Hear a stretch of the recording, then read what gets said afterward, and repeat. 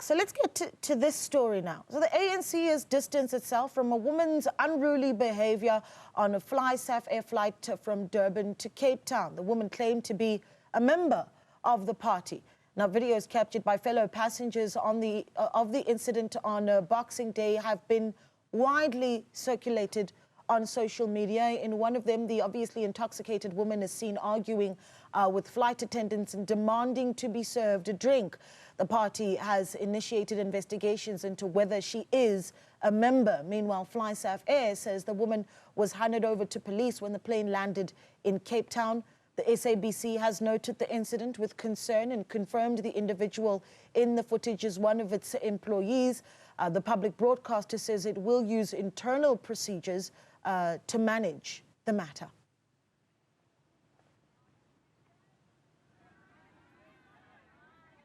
All right, but for a look at some of the reputational damage this incident will have for both the woman and her employer, we are now joined by Tshepo Matseba, who's Managing Director of Reputation First Group. Tshepo, a good afternoon to you. Thank you so much. I mean, the country really on social media abuzz talking about this incident. But I want to do this, Tshepo, if you'll allow us. For those that haven't seen that video, let's give you a quick look and an opportunity to listen a little bit to what happened on that flight. Pardon my family and let's move on. Okay. She has no rights. Okay. No rights. Black people in this country have a problem of shutting up. But if I was white, then it would be the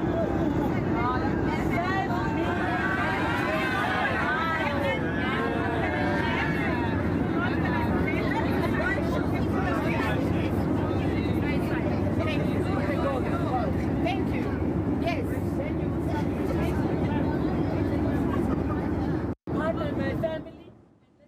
And there are so many of these clips, Tshepo, circulating on social media because the incident, and I imagine you've seen it as well, recorded on cell phone footage from so many different angles because of the amount of passengers that also took out their phones to record it. But your initial thoughts, as a reputation expert watching this video, first thought that came to mind? Yeah, I mean, when I saw this, I saw a classic case of an emotionally charged conversation and also an environment where the situation suggests that alcohol was involved. The verbal altercation suggests that the discussion was actually about alcohol. There are other factors that came into the picture, including issues around racism, which are sensitive in nature, but also insulting crew on duty in a flight that is in motion.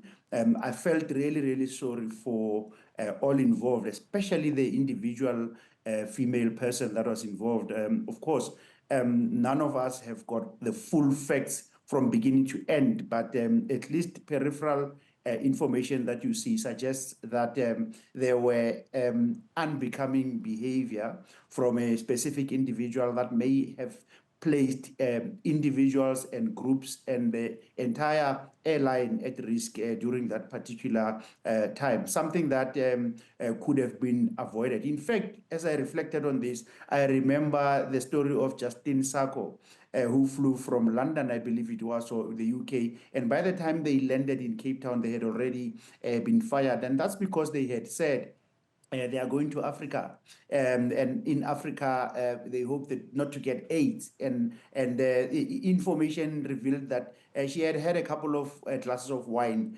before she took that flight to Cape Town.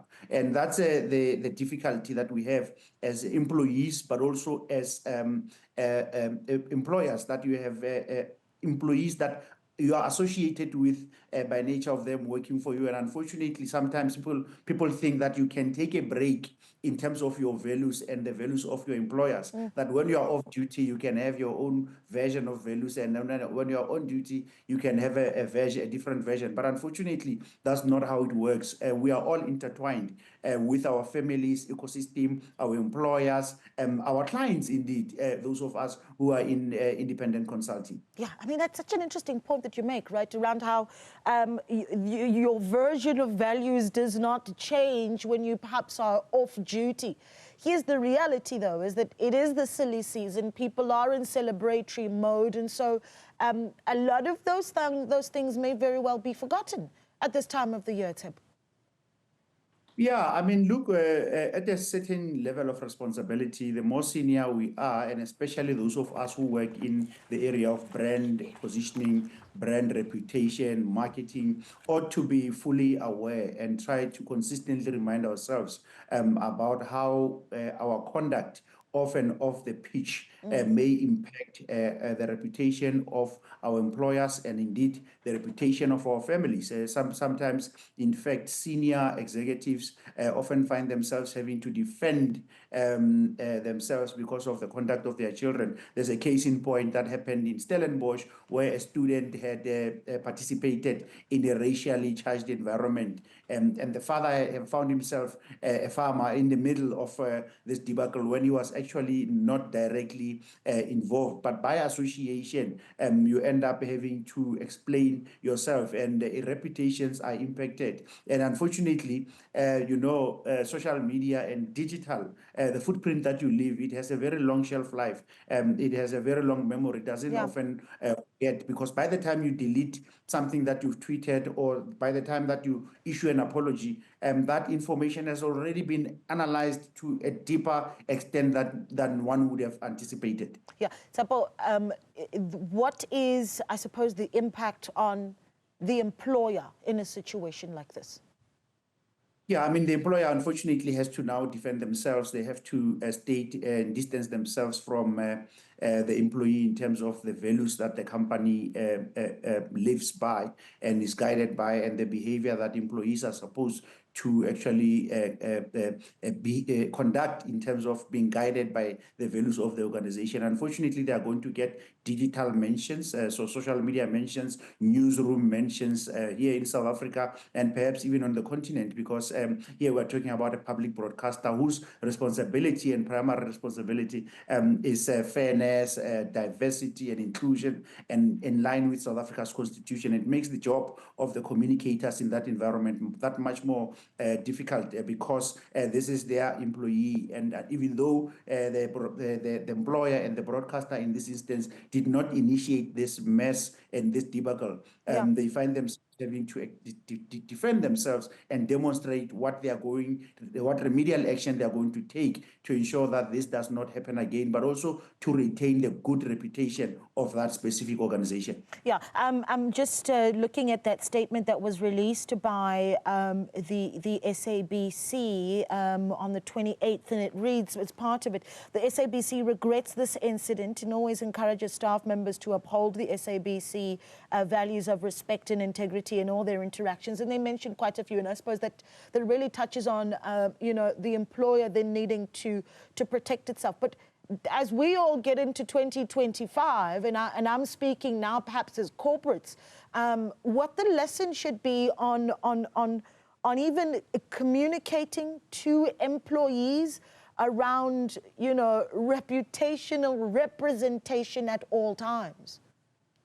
Yeah, so all companies, unfortunately for the public broadcaster in this instance, the employee touched on editorial matters, which is the cornerstone of the work that they do. And I think they've addressed that sufficiently, and probably that will continue to be addressed. But for organizations in the public sector, the private sector, it is our responsibility to take the notch about reputation management a little bit higher, because it's not just about social media, because all organizations do have a social media policy. But what we don't often emphasize is that your behavior at a pub, at the church, at next door, at a braai, that behavior could be captured in a social media environment, and that capturing of that situation may result in consequences for the organization, but also importantly, consequences for the individual, wherein you might face disciplinary proceedings and sometimes complex litigation, as we've seen in this specific instance, where an employee may face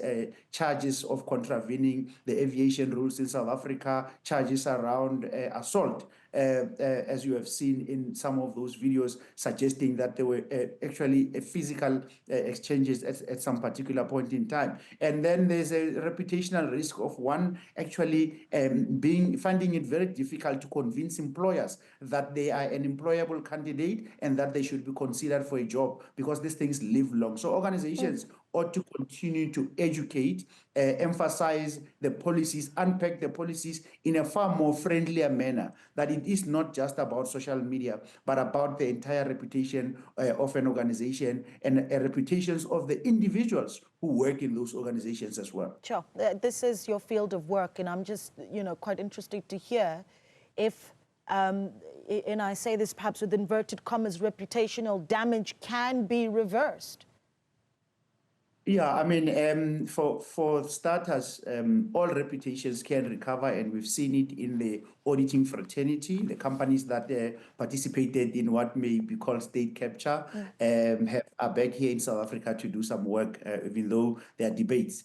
Individuals have recovered that have gone through very, very difficult times, individual brands, including brands such as Tiger Woods. But what is required is transparency from an individual perspective and also organizational perspective, and being honest and dealing with issues head on, not trying to cut corners or to spin, because the day of spinning are long gone. This is an opportunity for recovery, and that recovery happens because there's an acknowledgement and there are remedial actions with regards to what do I do given the circumstances. And sometimes it is best to deal with things head on and take people into confidence. And unfortunately, in this specific instance, it's so complex that you have the public, you have entities that are impacted, you have an airline that was impacted, you have an industry that was impacted. And so taking those people into confidence from an individual perspective might be a good start to think about in terms of what's next towards recovery. But recovery won't be easy and quick. Yeah, that was, I want to even use the word sobering, but I think a really important sort of lesson we get from you there, and even during the silly season, the importance of being able to protect your reputation at all times. Tshepo, an absolute pleasure speaking to you. Thank you so much for your time. Tshepo Matseba is, of course, Managing Director of Reputation First Group.